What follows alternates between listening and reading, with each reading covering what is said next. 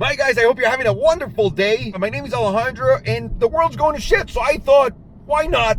Let's talk about cars. Yo, hit it, Ivan.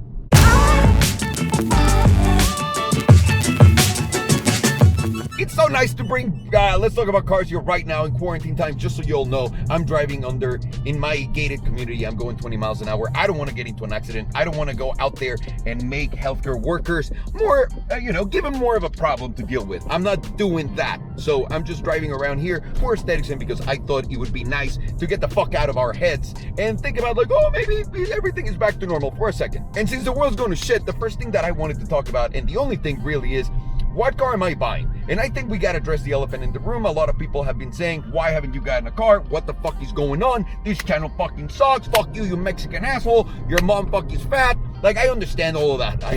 I really understand all of that. But the reality is, in the YouTube scene, if you're not buying a new car, like, people get bored really fast. And I wanted to get a new car just for me, but I also didn't want to rush.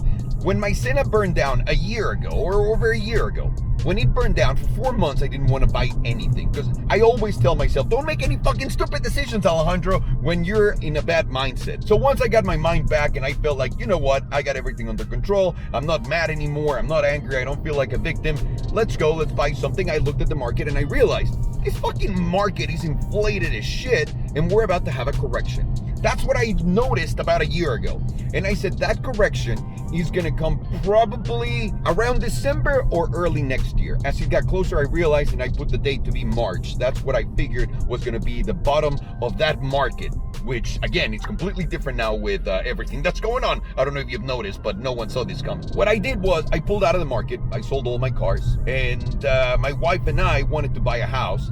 And also, because of the market, we wanted to buy something that we were going to build and all that stuff. But as you guys can tell, the market has completely turned around, has gone to shit. My expectation of this shit, to be honest with you guys, is everything will be shit for a very long time. Until they find a cure for this shit, there's no movie theaters, there's no gatherings, there's no sports, real estate is gonna fucking collapse, commercial like we've never seen before, like all this other stuff. And you can believe it or you don't. This is what I have in my head, and this is the reason why I'm acting the way I'm acting. So that you guys understand what's inside of this head, aside from just pieces of shit, right?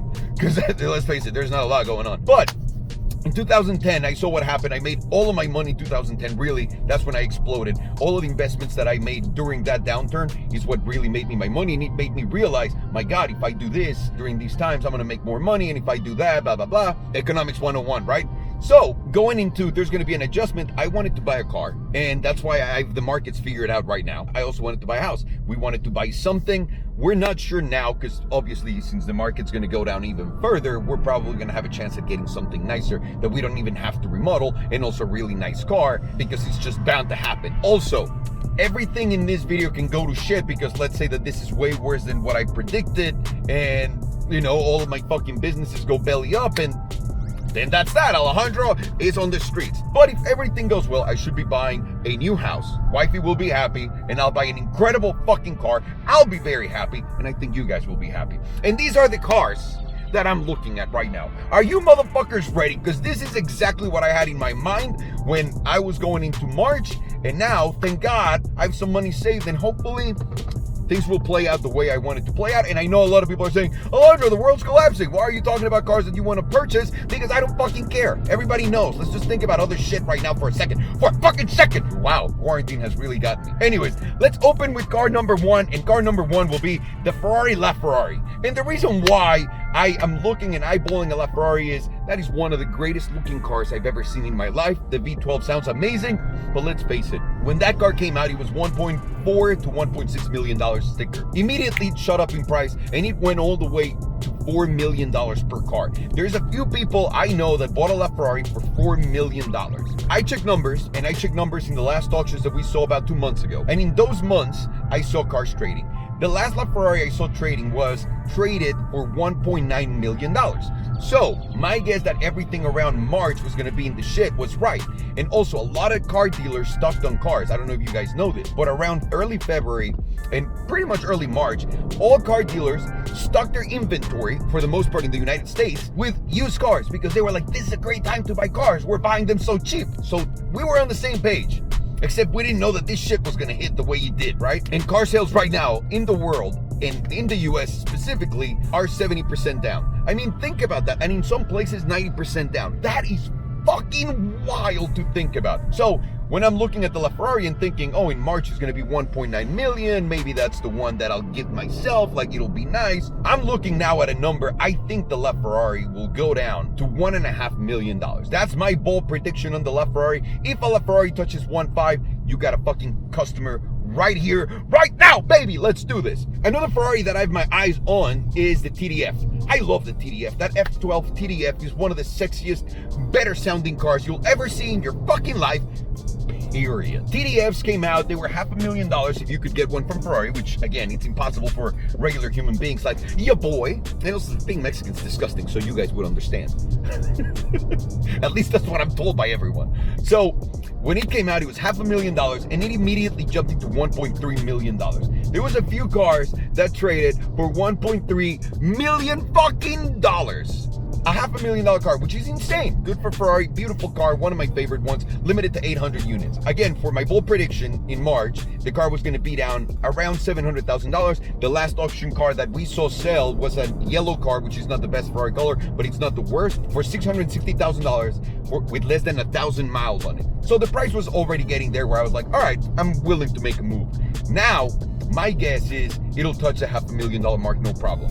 That is my guess on this market on the TDF. Let's jump into the next one, McLaren. Of course, because I fucking hate myself and I want to get beat in the face with a dick all the time until I have a black eye and then go back for more. That is my relationship with McLaren. God, I love him. And the McLaren Senna, let's talk about the Senna. When the Senna came out about a year ago or a year and a half ago, it was $1 million to get one. And there's some idiots that went out there and paid $1.5 million. Fucking dumbasses. And after that, those idiots bought it at 1.5. The dealers were asking 1.7. That is the highest number I saw thrown in a Senna. So $1.7 million. Now, I knew the car was going to take a hit. I knew the fire problems were going to damage the car too. And I knew this was going to be a fast depreciating car. I knew all of those things. But I didn't know that it was going to be at the point that it's now. I predicted that by March, the car was going to be $800,000. Now, I was almost dead on, no, I was dead on the money. Someone actually tried to sell me a car that I knew for $800,000. And then I said no, he sold it for $800,000. I'm so fucking lucky.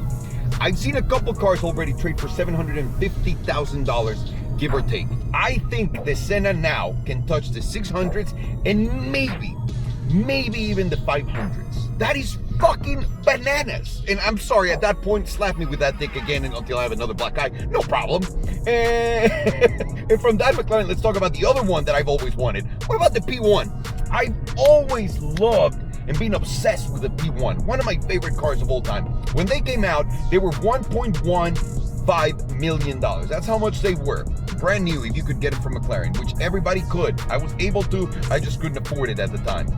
Then the car, a year later, hit an impressive high of $2.5 million. That is fucking pricey for a regular car, let alone for anything else, but that it's worth it. It's a P1, the successor of the F1. Like, it's got big shoes to fill, and I think McLaren did a hell of a job now looking back at it too. Right now, my bet was that P1s were going to touch the $1.1 million mark. They're at 1.211 right now. You can buy several P1s for that. I think the P1's going to depreciate not as much as the Senna, because the P1 is very special still. And I think that P1 is going to depreciate all the way down to $800,000 maybe. If it gets to that level, your boy is making a move. Because my God, what an incredible fucking car and what an incredible deal. It'll go back up again. No fucking question about it. And what about the 4GT? 4GT is one of those cars that you guys know that I've been very interested in getting for a very long time. And when they came out, they were $450,000, $500,000. Sticker if you could get one from Ford. Obviously, because you couldn't sell or trade, these cars immediately jumped to $1.5 million, which is 3 times the sticker price. It is fucking bananas. But let's face it, Ford announced that they were going to make 1,500 altogether, or probably even more cars, and they have. And the 2-year options are expiring in the car. And by now, I thought the 4GT would be cheaper than what it is right now, but it's about to be adjusted. I was guessing that by now, every single trade of those was going to be $750, and they're trading at about $1 million right now, $900,000 some. So I was really low on the 4GT. It's kept its value tremendously, but right now, the more that I see coming, the more I feel the depreciation, And I actually do think that the 4GT, based on the number of units that they're going to be making, based on all of these 2-year contracts ending, based on the economy, I think those cars are going to trade at some point for $400,000, maybe high 300s. Oh my God, that is something that I would absolutely jump on. Just like Kylie Jenner in the shower. Wait, what? No, I'm just, babe, if you're watching this, I'm obviously kidding. And I think last but not least, let's talk about the one car that is beyond the unicorn that I never thought I'd be throwing into this conversation. And let's talk about the Ferrari Enzo for a second. That's fucking right, the Ferrari Enzo. The Ferrari Enzo is going to be the first Ferrari, in my opinion, the first modern Ferrari to cross the $20 million mark. I really think so. You can call me an asshole, an idiot, whatever. That's what I think. On top of that, it was designed with Michael Schumacher. Like, it's got a lot of shit that I'm into about it. I mean, I even love the windows are not electric, just like in my Beetle. So I love everything about the Enzo. And the sound, that V12, oh my God. Anyways, when they came out, they were $660,000. Immediately when they touched the floor, they were $1.2 million. About a year ago, you couldn't get one for less than $3.5 million. I think if everything goes in the way that I think it's gonna go, the Enzo might touch the $1.5 million. If he touches the $1.5 million market, that is a purchase you have to make. And again, I'm basing all this stuff, all these numbers, and all these estimates on my own numbers, on my own projections, on the stuff that I've learned and seen, and I could be absolutely totally wrong, but I was right until now. Like, right now it's getting interesting because there's also, I don't know if cars are gonna go back to being the value that they were because there's so many more than before. It's gonna take longer for the values to go up again. But again, it's not so much about buying a car to sell later at a profit. It's about driving a car, enjoying the shit out of it, and selling it without losing too much money. That is the goal. Those are the things that I have in mind. Those are the cars that I'm looking at. And in between now and then, I mean, we all got to deal with this shit, and we'll talk about more cars and all that stuff, but I don't know what's going to happen between now and then. So we're going to try to make the best of it. We're going to do more Let's Talk About Cars, yo, and I'll have more shit right here. So tell me, guys, which one of these cars are you interested in? Which one, like, is your favorite from the ones that I mentioned? And what other cars are or will be deals that I might not be looking at right now that you are like, Alejandro, what the fuck are you saying? Why are you skipping this one? Please let me know in the comments down below. Again, my name is Alejandro. Guys, we just talked about cars and I fucking love you. Take care and be safe.